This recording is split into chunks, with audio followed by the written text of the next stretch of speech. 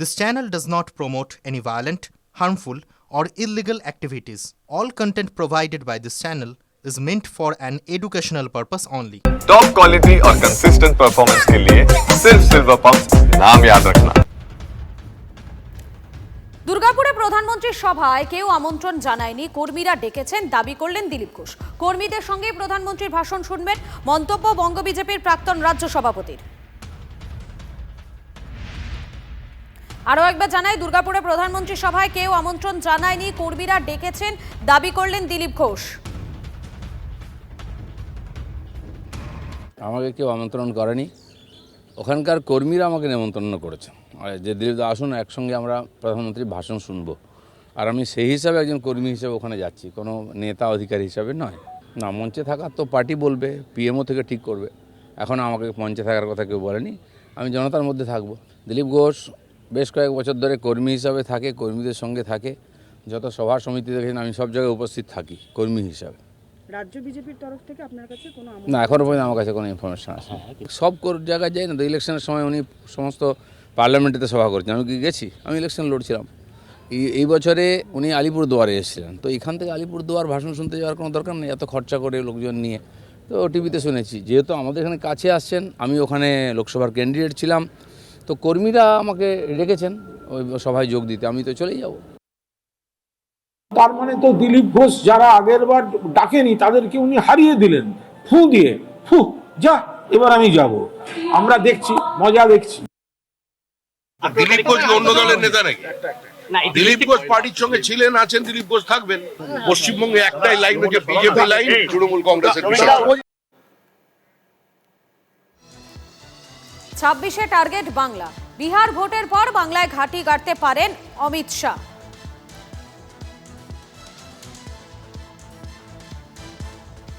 নাম না করে এবারে যেমনটা জানা যাচ্ছে, নাম না করে খোঁচা দিয়েছেন, ফের নাম না করে সুকান্ত শুভেন্দুকে নিশানা করছেন দিলীপ। কারো সার্টিফিকেটের প্রয়োজন নেই, আমার আমলে এরা এসেছে, তাদের নিয়েই দল এগিয়েছে। এখন কেন এগোচ্ছে না সেটা দেখতে হবে। দল যখন যে দায়িত্ব দিয়েছে পালন করেছি, এখনো তৈরি আছি, দল যেভাবে চায় ব্যবহার করতে পারে। ম্যায় হুনা, ইঙ্গিতপূর্ণ মন্তব্য দিলীপ ঘোষের। আমি কারো সার্টিফিকেট কোনোদিন চাইনি, কাউকে ওড়াতেও চাই না।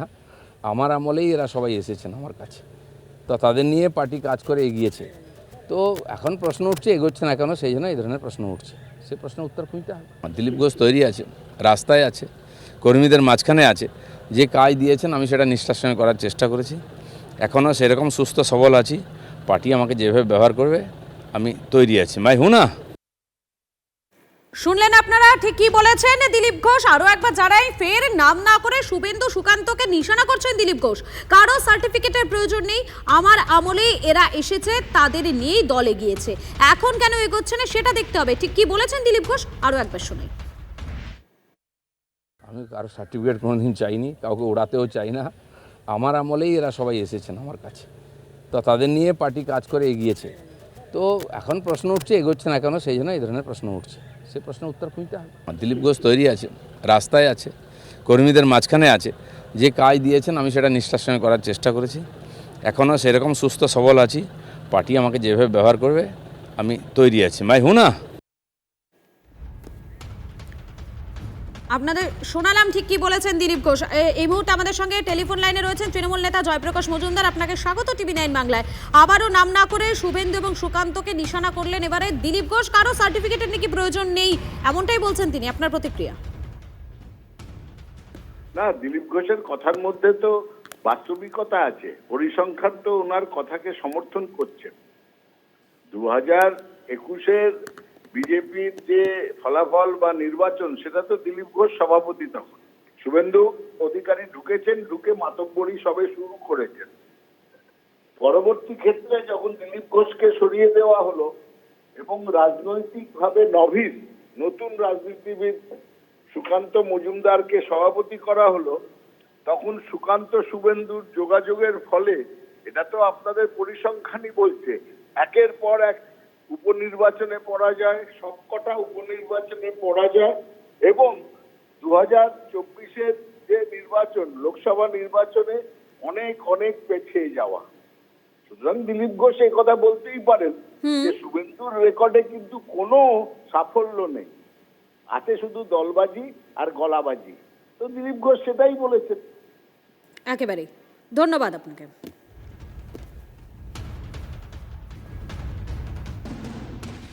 26-এ টার্গেট বাংলা। বিহার ভোটের পর বাংলায় ঘাঁটি গাড়তে পারেন অমিত শাহ।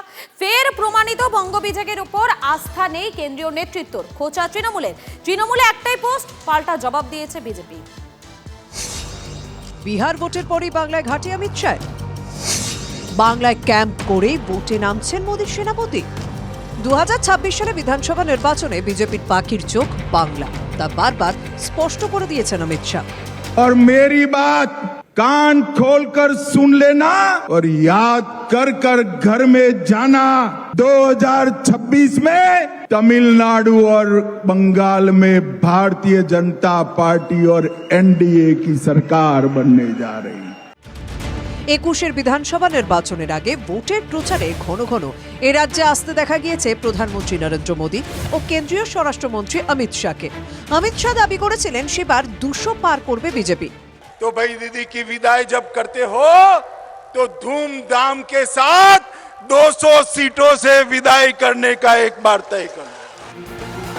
কিন্তু তৃণমূল বিপুল সংখ্যাগরিষ্ঠতা নিয়ে ফের ক্ষমতায় আসে, কিন্তু এবার আর যাতায়াত নয়। বিজেপি সূত্রে খবর, ভোটের আগে বাংলায় বাড়ি ভাড়া নিয়ে টানা কয়েক মাস রাজনৈতিক কর্মসূচি চালাতে পারেন অমিত শাহ। নভেম্বরের মধ্যে বিহারের নির্বাচন প্রক্রিয়া শেষ হয়ে যাওয়ার কথা। ততদিনে বাংলায় পুজো পর্বও মিটে যাবে। তারপর বাংলায় ঘাঁটি গাড়তে পারেন শাহ। আর এ নিয়ে বঙ্গ বিজেপিকে খোঁচা দিতে ছাড়েনি তৃণমূল, পাল্টা জবাব দিয়েছে বিজেপিও। দেখুন, তাহলে তাদের কেন্দ্রীয় নেতৃত্ব, ন্যাশনাল এক্সিকিউটিভও বিশ্বাস রাখে না, আস্থা রাখে না বাংলার বিজেপি ইউনিটের উপরে। সুতরাং তাদের কোনো লোকাল নেতৃত্বই তৈরি হয়নি। আপনাদের ওখানে তো একটাই পোস্ট মমতা ব্যানার্জি, আমাদের পার্টিতে সেরকম নয়, আমাদের রেজিমেন্টেড পার্টি। আপনার দোষ নেই, আপনি বুঝতে পারবেন না। আমাদের মাননীয় গৃহমন্ত্রীজি এখনো আমার কাছে কোনো খবর নেই উনি আসবেন বলে। যদি উনি আসেন তাহলে এর থেকে ভালো খবর আমাদের কিছু হতে পারে না, কারণ আমাদের সমস্ত কাজটা না ডিসেন্ট্রালাইজড। বিজেপি ও তৃণমূল যুযুধান দুপক্ষকেই একযোগে নিশানা করেছেন অধীর চৌধুরী। ওদের দলের এত নেতা এত মন্ত্রী তৃণমূলের সেখানটাই দিদি ছাড়া হয় না। ওদের দলের এত মন্ত্রী এত নেতা কিন্তু সেখানে মোদী আর অমিত শাহ ছাড়া হয় না। যে যার পার্টির ব্যাপার এটা। ইতিমধ্যে বঙ্গ বিজেপি নতুন সভাপতি পেয়েছে। উত্তরবঙ্গ থেকে জেলা সফরও শুরু করেছেন তিনি। গুরুত্ব বাড়ছে প্রাক্তন রাজ্য সভাপতি দিলীপ ঘোষেরও। 18 জুলাই দুর্গাপুরে নরেন্দ্র মোদীর প্রশাসনিক কর্মসূচি ও সভা রয়েছে, সেখানে আমন্ত্রিত দিলীপ ঘোষও। এই পরিস্থিতিতে অমিত শাহের ভোকাল টনিক ও সরাসরি বাংলায় থেকে প্রচার বঙ্গ বিজেপিকে বাড়তি অক্সিজেন যোগাবে কি? প্রদীপ্ত কান্তি ঘোষের রিপোর্ট, TV9 বাংলা।